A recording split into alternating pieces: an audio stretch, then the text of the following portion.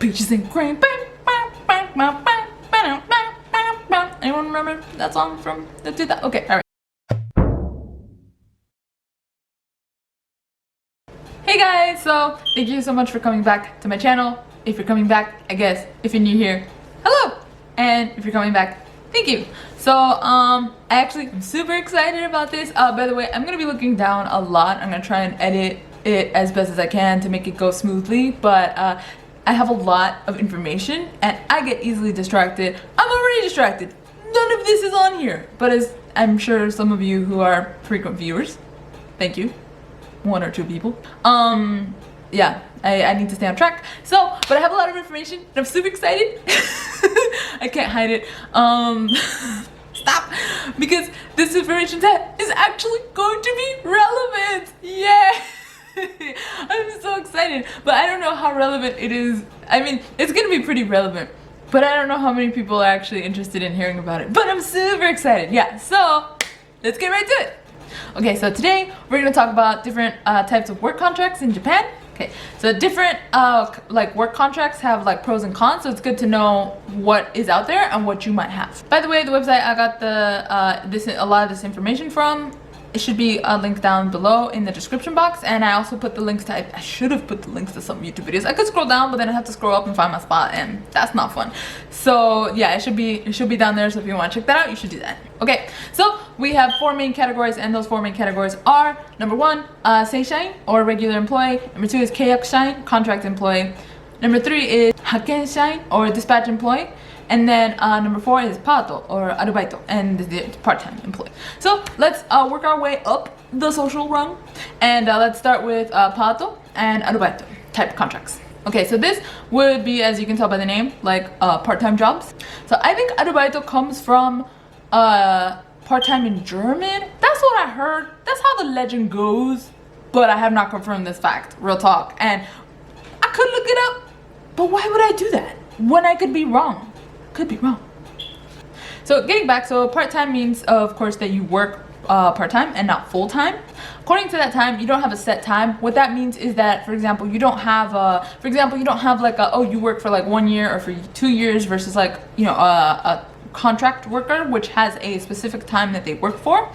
And then also your hours are not set, so that could change week by week. So theoretically, this sounds nice because you might not have a date that your contract finishes by, but you also might not have the guarantee that you'll be working to the time that you want to be or need to be working until.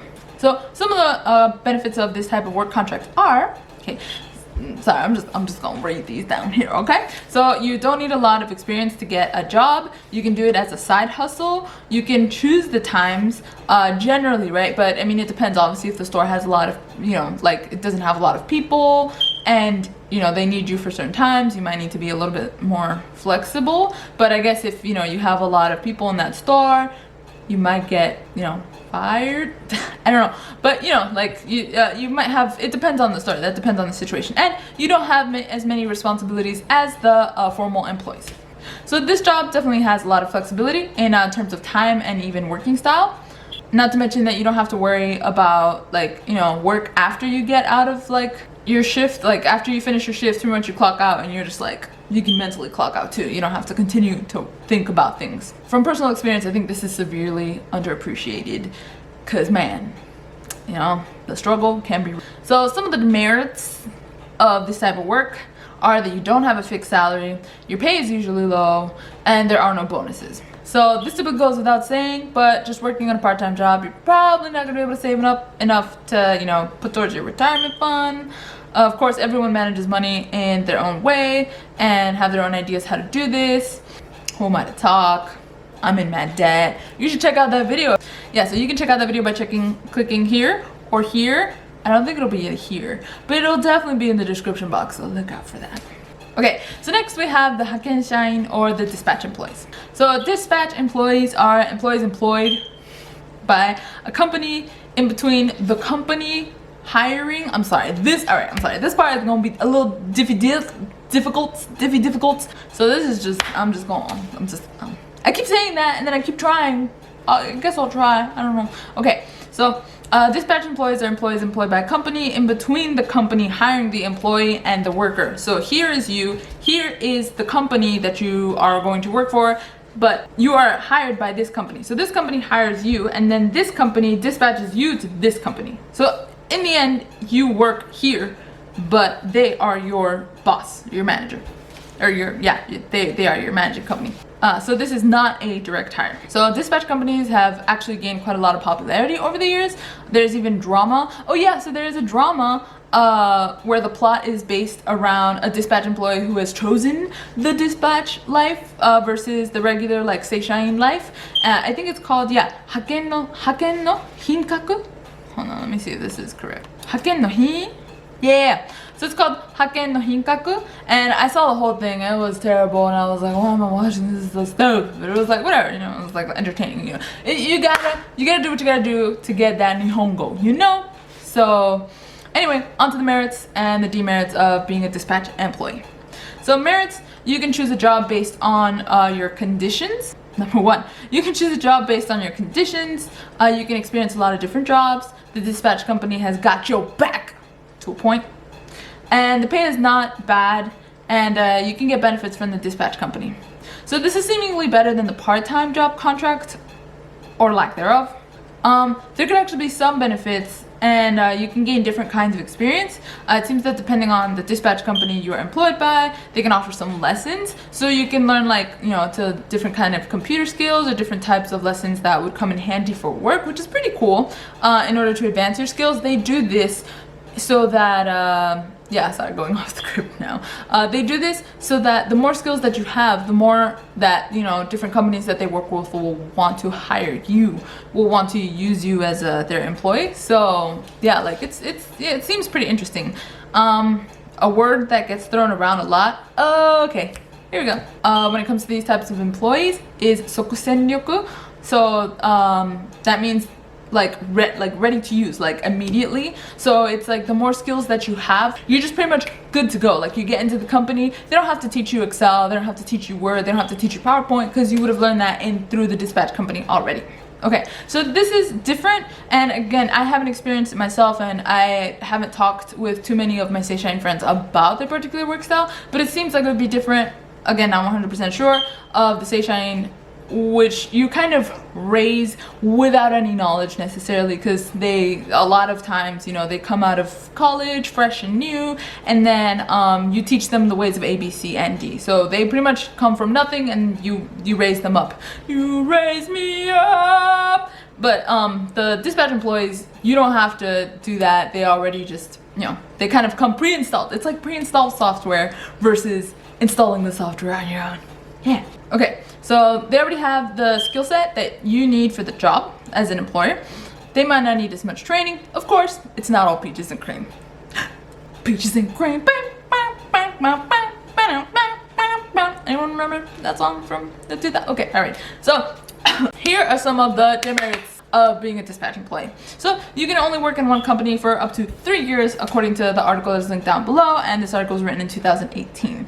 And I believe that there have been some changes in policies with regarding to this since then, but not 100% sure.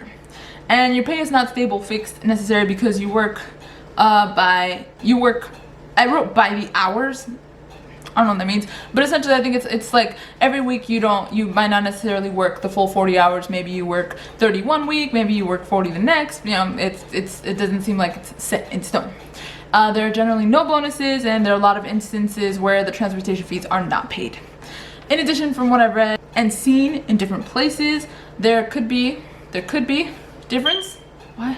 I suck at writing. There could be a difference in the way that regular employees are treated and the dispatch employees are treated. Because dispatch employees won't be working in the company for their whole life, they can sometimes be spoken badly of, even though they are supposed to be paid well for the hour. So essentially they get, kind of a decent pay, but because they're not going to be working in the company their whole lives, they don't necessarily need to stay there until super late hours, and they don't have all the duties that a regular employee has. That is kind of like what they play on a lot in that drama that I mentioned, Haken no Hinkaku. So you should definitely check it out. it's really interesting. But yeah, there this is kind of a different topic, but there was another video I was watching where the girl mentions that some jobs have a Shain Toyo system, which means, I'm so sorry that I'm reading it, but there's a lot of information. Okay, so which means as a契約社員, but then you can become a正社員 at some point. But what this girl was mentioning in the video, which was really interesting, is that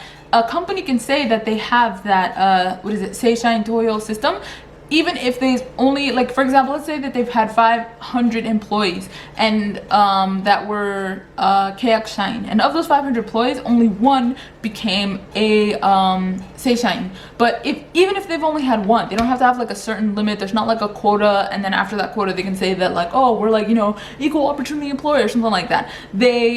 Even if they only have one, they can say that we have, oh, the Shain Toyo system, and then, you know, people get hyped and you work as a契約社員, and then you're like, woo woo, and then they're like, nah, sorry, we're not doing it, and then, you know, you go. So it's almost like playing the job lotto. I actually used to work for a dispatch company for my last job. You can check out the video about that at some point in time, because I still haven't filmed it yet. Well, I haven't edited it yet. So if at a point in time I finish editing that video, then at this point in time in the video I will link it up here, and it will be linked down in the description box.